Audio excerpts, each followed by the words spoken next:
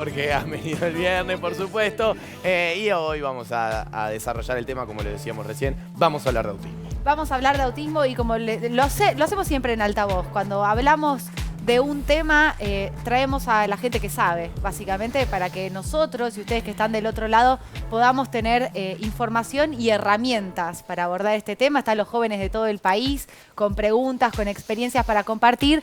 Paso a presentar a nuestros invitados. Está Ana Fontán, que es actriz y es la protagonista de la película El Pozo, justamente, que se concentra en el tema de autismo, que se estrenó acá en la televisión pública después de 10 años este sábado. ¿Cómo estás, Ana? Gracias por venir nuevamente. Bueno, buenas tardes o buenas noches para quienes lo ven a la noche. Muy feliz y muy contenta, muy agradecida a la TV pública que se hayan sensibilizado con un tema como este. Por medio, de esta suerte de celebración que se suma a seguir acompañando a la causa mundial en autismo, que fue este estreno en TV pública del Pozo. Así que muy contenta, gracias. Está Daniel Pardo, que es responsable de AUPA, Asociación y Unión de Padres y Adolescentes con Trastornos Generalizados del Desarrollo. Muchas gracias por venir. Bienvenido, Daniel. Igualmente. Muchas gracias por esto. Un placer. Está Manuel Basso, que es estudiante de terapia ocupacional, muy joven, y hace 2 años que eligió trabajar con chicos con autismo. ¿Cuántos años tenés? Así es, 23 años tengo. 23 años. Sí, sí. ¿Estás laburando en el tema hace 2 años? Y hace un poco más, arranqué a los 19, ¿A los 19? Sí, en un centro educativo terapéutico y después de ahí no paré hasta ahora. Ya vamos a escuchar tu historia de vida, tus experiencias. También está conectada en el Zoom Alexia Ratazzi, que es una eminencia en el tema, es médica psiquiatra infanto-juvenil, cofundadora y directora ejecutiva de Panacea, programa argentino para niños, adolescentes y adultos con condición de espectro autista. Bueno, tenemos los y las invitadas ideales para poder entender, aprender, integrarnos mejor. Juan Ignacio, están presentados. Totalmente. ¿Qué te parece si vemos como disparador el tráiler de la película que protagoniza Ana, que nos va a servir a todos para meternos en este mundo? El Pozo, mira. Ahora yo tengo una hija autista y además tiene un severo retraso mental. No me gusta ser el hermano de Pilar. No podemos seguir mucho tiempo más viviendo de esta manera. ¿Por qué lo hiciste, tarada? ¡Alejo! ¡Basta! Escucha mamá, Pilar.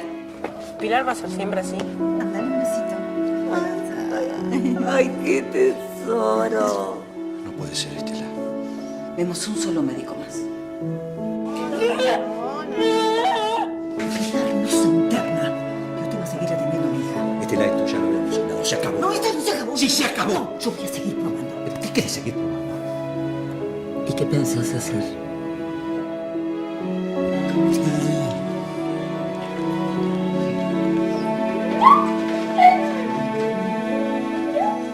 ¿Cómo está tu hermana? Necesito ver a mi hija. Necesito verla. No.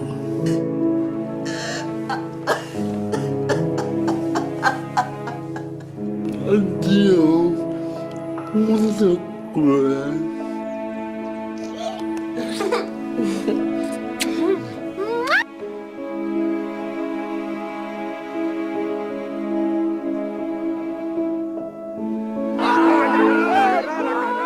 ¿Dónde vas?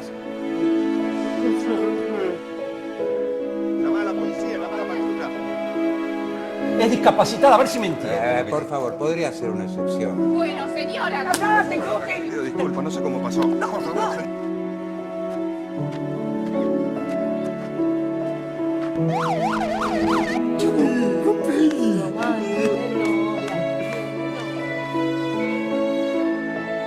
Qué elenco también, invita, Sí. por supuesto, a la película a Actrices, ver. Claro, la verdad que totalmente, totalmente.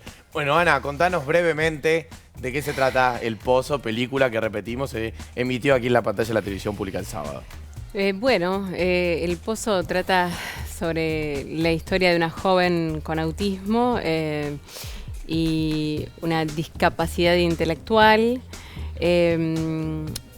las problemáticas que genera en el entorno familiar, en los padres, en ese matrimonio, en ese hijo menor que se siente desplazado, también en cómo el desconocimiento y la falta de certezas en referencia a cómo tratar determinadas cuestiones. Eso, bueno, transforma la relación con la sociedad, el debate, ¿no? Como qué hacer, internar, no internar, cómo tratar.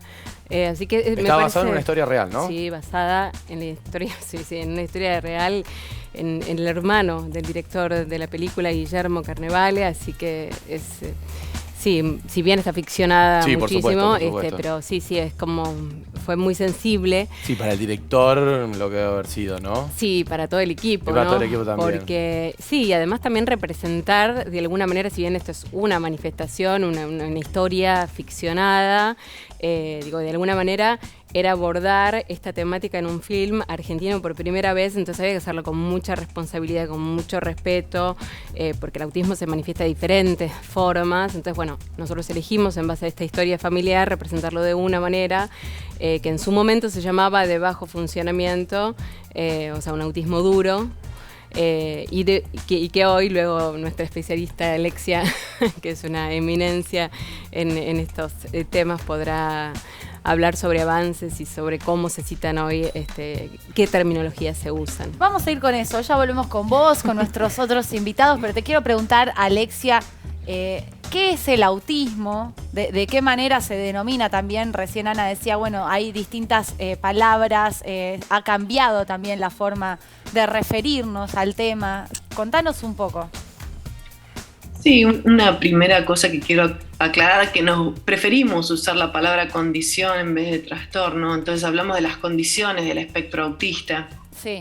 Que ya en un primer momento, cuando hablamos de trastorno, viste, todo el mundo se queda como muy asustado, ¿no? Es una palabra que tiene mucho peso, mucha connotación negativa. Entonces, hoy por hoy tratamos de hablar de las condiciones del espectro autista.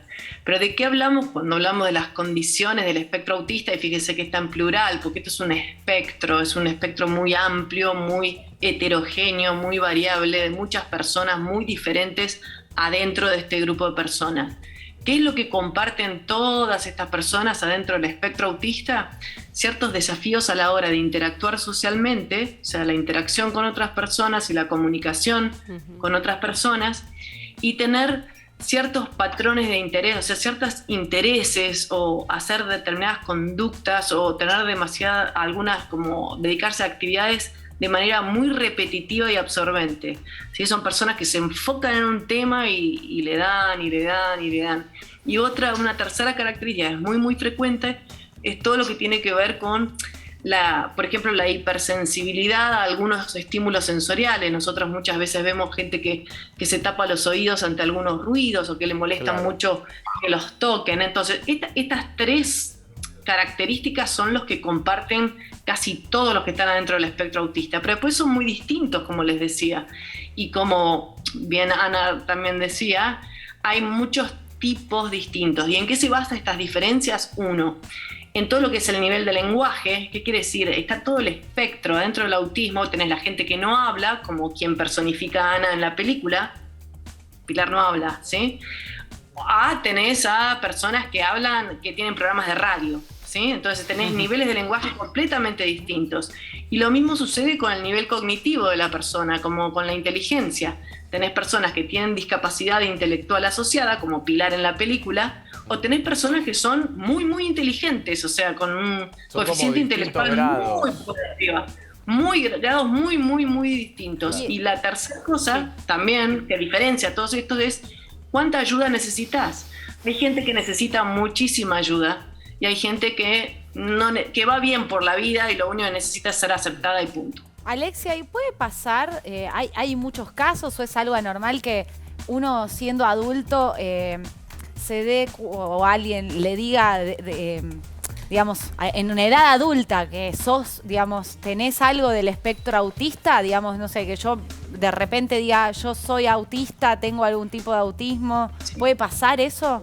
Sí, absolutamente, y es más, está pasando mucho en este último tiempo. O sea, hay muchas personas que se están reconociendo, también mujeres adultas, varones adultos que se están reconociendo, que miran un video, leen una revista, se empiezan a identificar y dicen, pero esto es lo que a mí me pasó toda la vida. Lo que pasa es que navegaron ¿no? Y nadie los detectó, pero está pasando mucho hoy en día que personas están como replanteándose si lo que no tienen es una condición del espectro autista. Esto es muy frecuente en el día de hoy. Pero bueno, en general, cuando vos les preguntás, que de repente alguien exhibe características ligadas al autismo, sino que cuando vos preguntás a esa persona adulta cómo eras cuando eras un niño o un adolescente, estas características que yo les mencionaba ya aparecían ahí, pero tal vez se movían en contextos amigables o nadie le daba demasiada, digamos...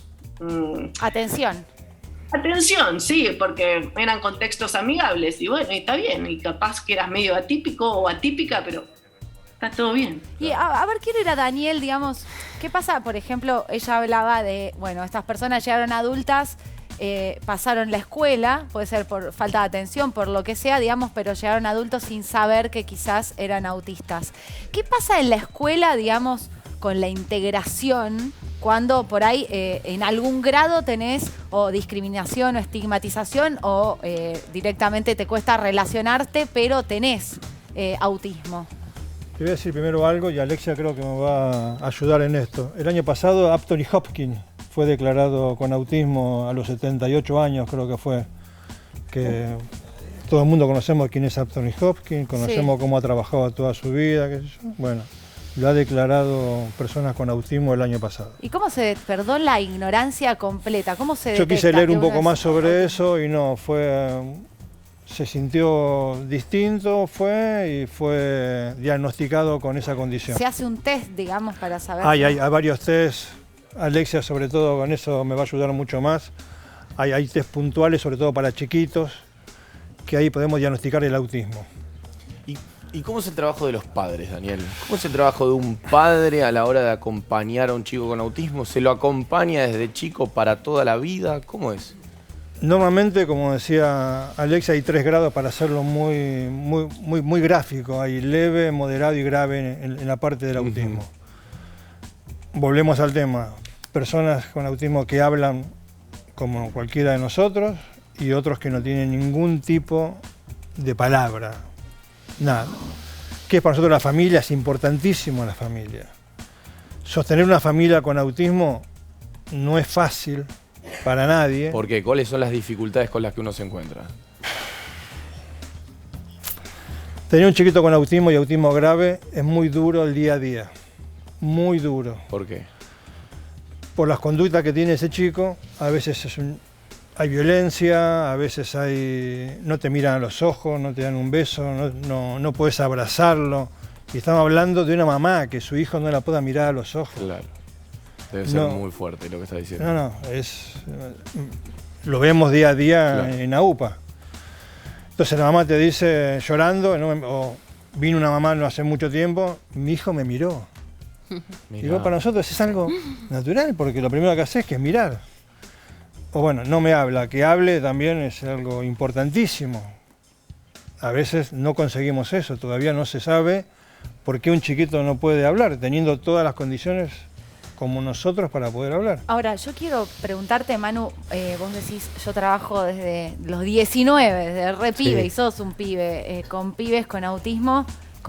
¿Cómo es trabajar con un pibe con autismo? ¿Cómo es tu experiencia? ¿Con qué te encontrás cada día? ¿Cuáles son tus desafíos, tus dificultades? ¿Con qué edades también laburas, Manu? Hoy en día estoy laburando con dos pibes con autismo. Uno tiene 16 y el otro tiene mi edad, tiene 24 ya cumplidos.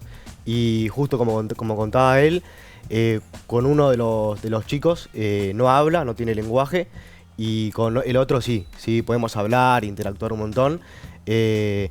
Pero nada, el día a día yo trato de rescatar como lo positivo de todo esto, de divertirme y ser como un par, porque últimamente este año estoy aprendiendo a eso, el tema del trato con los distintos chicos y chicas con autismo, y estoy aprendiendo eso, ¿viste? Como mientras más par trabajo con la persona... Claro, ¿cómo es tu laburo? ¿Cómo es trabajar? Mi laburo a la par? hoy en día con el pibe de 16 lo acompaño, lo paso a buscar por el colegio, él va a un colegio especial, y ahí estoy en su casa y estoy laburando. ¿Estás todo el día con él? ¿Lo pasas a buscar? Lo paso a buscar y me quedo 4 o 5 horas con él. Bien.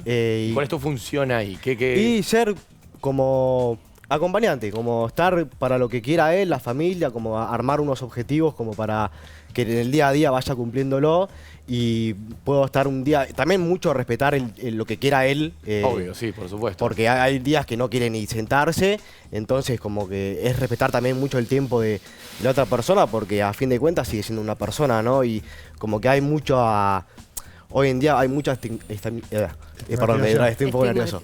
Hay mucha etiqueta. Hay mucha estigmatización eso. También, ¿no? Sí, hay como mucha etiqueta de como tener como un manual de cómo tratar con estas personas y la verdad Son es... todos casos diferentes. Me Claro, imagino, y hay según distintas cada personalidades, niño. exactamente, entonces... Y con esa dificultad que estás contando, ¿no? Que además cada caso es un mundo Mundo, distinto, obvio, básicamente, porque somos seres humanos y todos somos mundos distintos.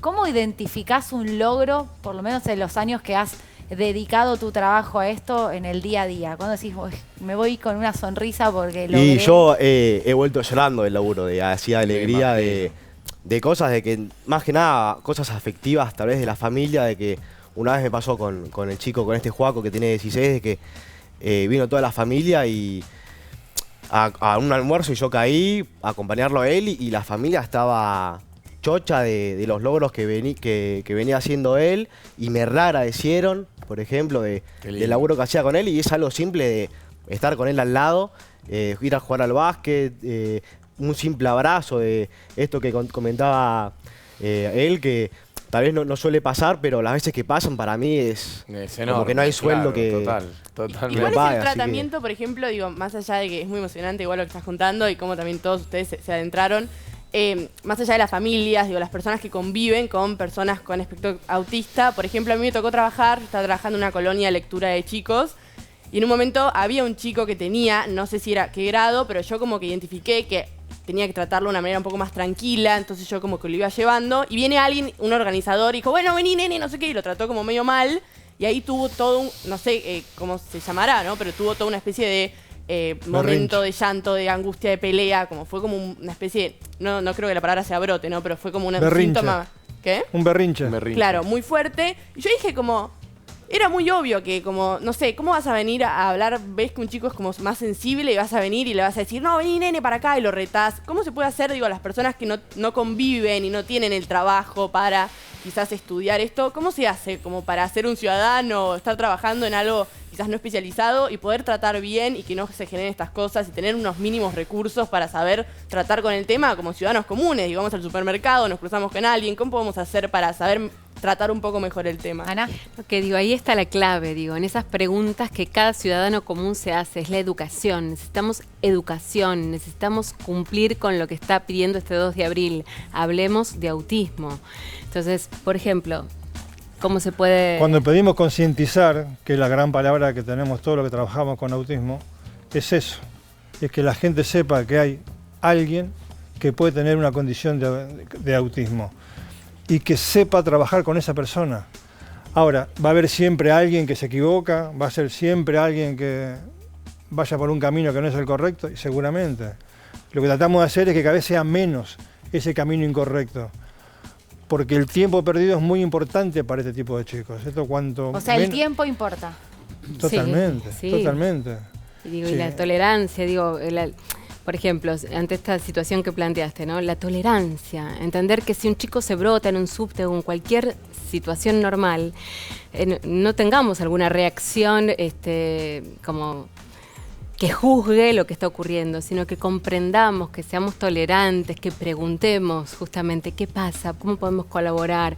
Bueno, silencio, no, hay que hacer algo, hay que llamarme, ¿no? Bueno, pero es tan grande el cambio social que tenemos que hacer en materia de concienciación en autismo que va a tomar muchos años y necesita políticas públicas, se necesita mucha comunicación en los medios y humanamente cada ciudadano común tiene que estar atento, así como vamos por los subtes y encontramos toda la información que tenemos hoy por hoy sobre violencia de género o en medios generales se habla de este tema y que ya estamos súper concientizados. Bueno, hay que hablar de autismo. Esta pelea de concientización, si bien hace 10 años estábamos parados en otro lugar, recién empieza. No, o sea, y se habla, ustedes porque están, en esto, día a en el día. tema, pero sinceramente se habla poco. O sea, Sí, nosotros sí, que trabajamos obvio. en los medios hace mucho, se habla poco. Miren, están todas las manos de los pibes de todo el país, de las tribunas levantadas. Me voy con, a ver, Amir de Río Turbio. Amir. Sí, algo que también, ¿no?, en el marco de lo que es esta concienciación de lo que es el autismo y las personas, ¿no?, con este espectro, hablamos un poco de lo que es la etapa educativa, pero qué pasa también con la inclusión a lo que es el trabajo, ¿no?, que hoy se está hablando muchísimo, ¿no?, de las personas con espectro autista y el trabajo. ¿Cómo, valga la redundancia, cómo se trabaja en ello? A ver, Alexia, que estabas ahí en pantalla justo. Bueno, la verdad que, a ver, yo creo que algo que ordena mucho y de lo cual nos gusta hablar es el tema de los derechos. O sea, que tu brújula sea el tema de los derechos. Acabas de decir el tema del trabajo. Todos los seres humanos tenemos derecho a trabajar. Hablaron de la educación. Todos tenemos derecho a la educación. Todos tenemos derecho al acceso a la salud. Todos tenemos derecho a formar una familia, a la sexualidad, a la vida independiente, a decidir con quién vivimos, dónde vivimos, sí, a la autodeterminación. Todos esos son grandes, grandes derechos. Hay un cambio muy fuerte de paradigma ahora que tiene una perspectiva de derechos. Entonces, por ejemplo, en lo que es el trabajo, respondiendo a tu pregunta, el nuevo paradigma se llama siempre apuntar a un empleo con apoyos en el mercado laboral abierto y competitivo. Así se llama el trabajo. ¿Qué quiere decir? Que todas las personas, no importa si tienen algún tipo de discapacidad o no, tienen derecho a trabajar. Y lo único que tenemos que proveer son los apoyos que necesitan esas personas, y lo que tenemos que transformar son los contextos, en este caso laborales, y transformarlos en lo más accesible e inclusivo posible, ¿se entiende? Entonces tenemos que derribar las barreras actitudinales que están en estos ámbitos y proveer de apoyos a esa persona que se está sumando a ese espacio. Este es el doble trabajo que tenemos que hacer en cada uno de los ámbitos. Pasa lo mismo en la educación, pasa lo mismo en cualquier ámbito donde nos movamos. Más preguntas, sí, adelante. Teniendo en cuenta de que existen distintos niveles o grados de autismo, ¿cómo hace uno para darse cuenta si una persona tiene el espectro autista?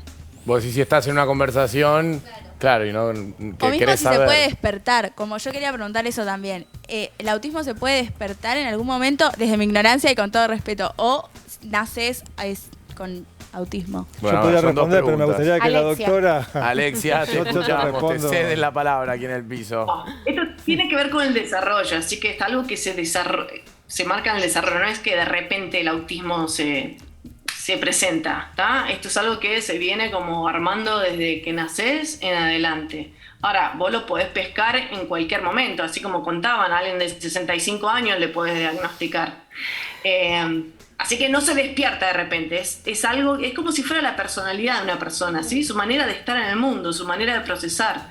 ¿Y cómo te das cuenta? Bueno, a veces son muy obvios. A ver, una persona que no habla en lo más mínimo, claro, es bastante más, todo el mundo se da cuenta, ¿sí? Si tienes un compañero. Más difíciles a veces de captar son las personas que hablan un montón, que son muy inteligentes. Claro. Esas personas a veces son más difíciles, no cualquiera los capta, pero los que son más, ya te digo, alguien que no habla, alguien que se desregula mucho, para poner una palabra a la pregunta anterior también, hablamos de desregulación, ¿sí? En oposición a la calma y a la autorregulación. Y volviendo a esa pregunta también, o sea, lo que tenemos que hacer es conocer el perfil de la persona. Esto es lo que nos va siempre a indicar. El sentido común necesitamos y conocer a la persona. Claro, claro. ¿Qué es lo que la desregula a esa persona? ¿Qué le molesta? Eso es lo que tenemos que evitar. Claro. Joana, en Entre Ríos, siguiente pregunta. Sí, para Manu, ¿cómo es que te decidiste para empezar a estudiar y trabajar desde muy joven con esto, siendo que hoy en día por ahí capaz que a los 20 tenés otras aspiraciones o tenés ganas de hacer otras cosas y vos te dedicás de lleno todos los días desde los 19 a trabajar con chicos con autismo? ¿Cómo es que te decidiste? Que no transmite en Twitch, decís. Con 23 pirulos. La realidad y que está laburando medio, esto. caí medio de rebote en todo este mundo de la discapacidad, porque arranqué a ser voluntario en una fundación que hacían deporte con gente con discapacidad y cada vez me empecé a meter más y más. En ese momento yo estaba estudiando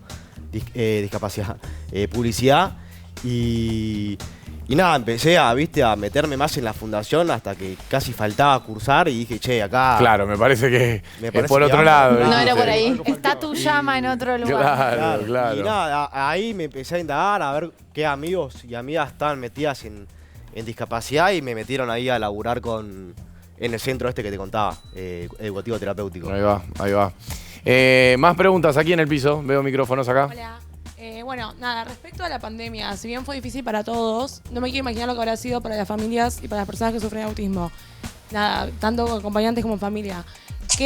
¿Cómo lo vivieron? ¿Cómo lo pudieron manejar en estos berrinches que contaba Ine? ¿Qué pudieron hacer?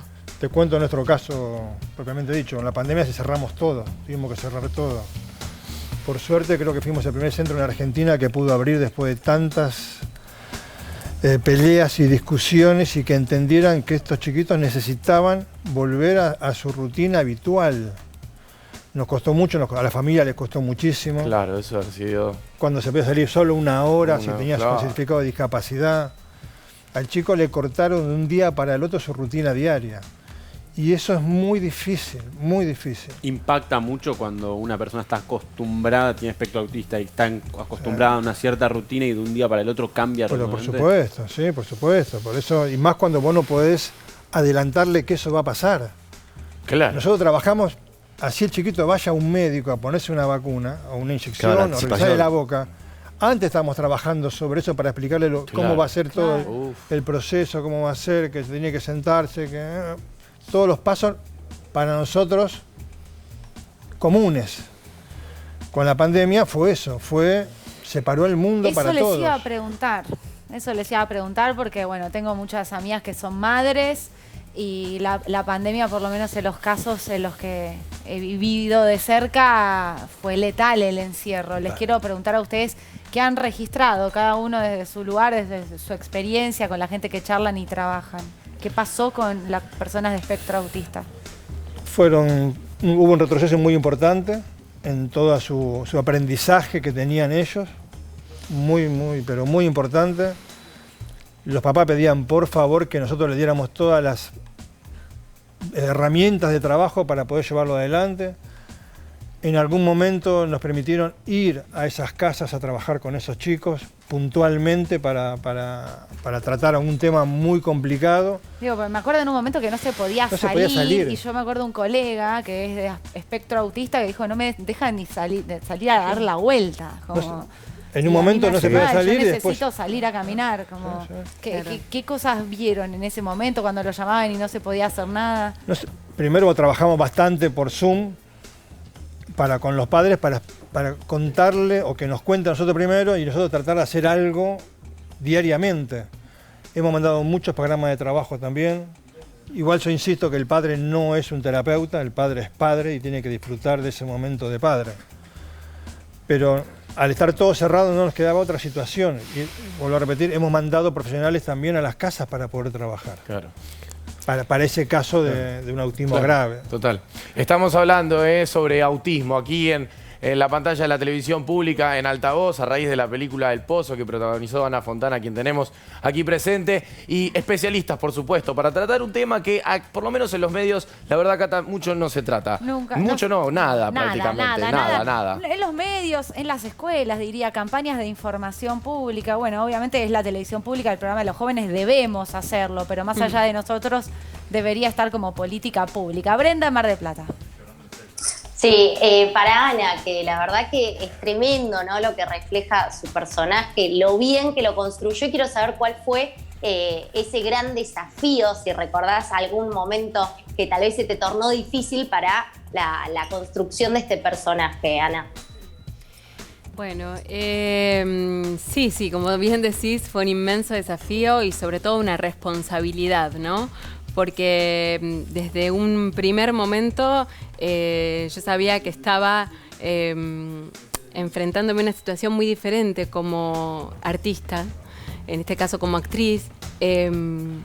Nunca me había pasado que un rol tuviera que ver como con una causa, ¿no? Entonces, creo que ese fue el mayor desafío, ¿no? Como saber que ese personaje iba a sí, a representar una causa de alguna manera y que había que hacerlo con muchísimo respeto porque el momento en el que la filmamos, que fue 2011, la información que había aquí en Argentina era prácticamente nula. Y claro, ¿cómo hiciste? ¿De dónde recopilaste información?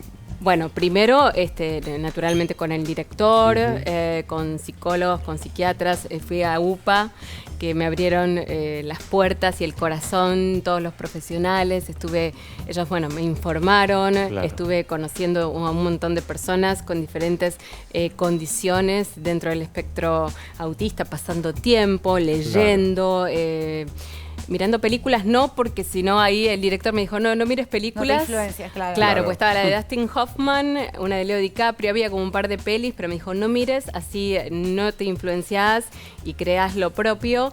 Pero digo, hubo 1000 desafíos. ¿Y qué te pasó en tu vida, digamos? Pasaron 10 años de esa película. Vos estás sentado con personas que están metidas directamente desde distintas disciplinas, pero todos trabajando con el tema. ¿Qué te pasó a vos que estás sentada acá 10 años después de esa película?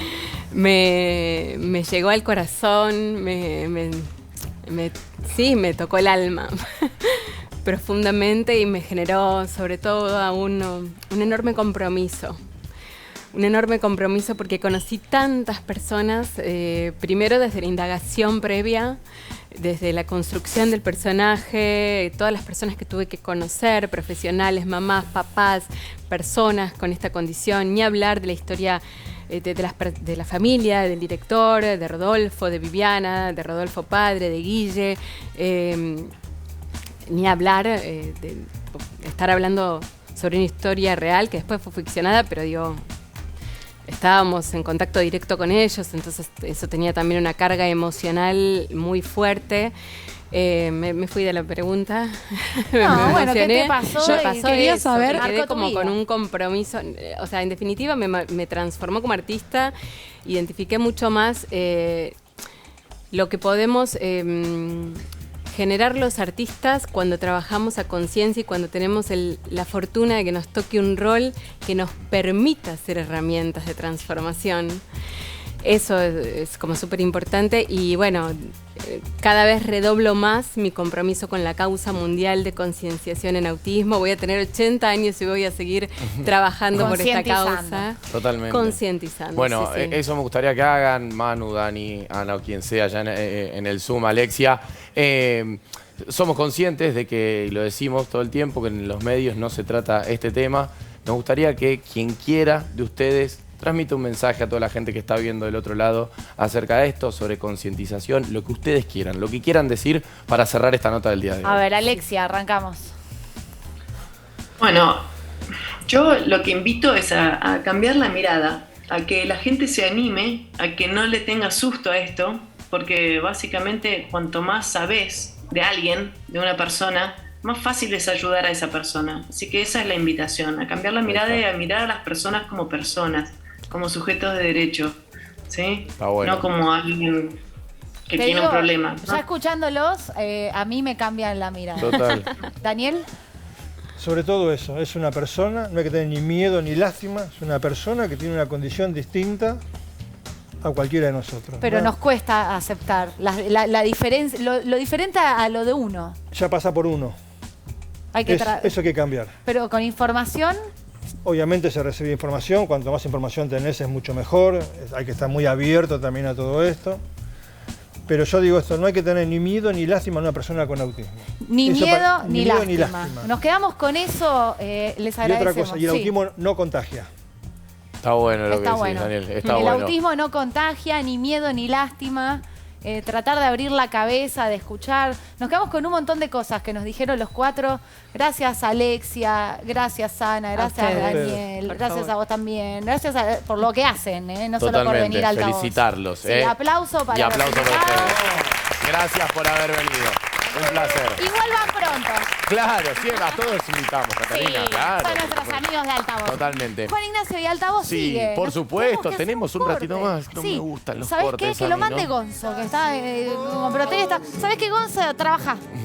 Vamos a un corte y enseguida volvemos con muchísimo más.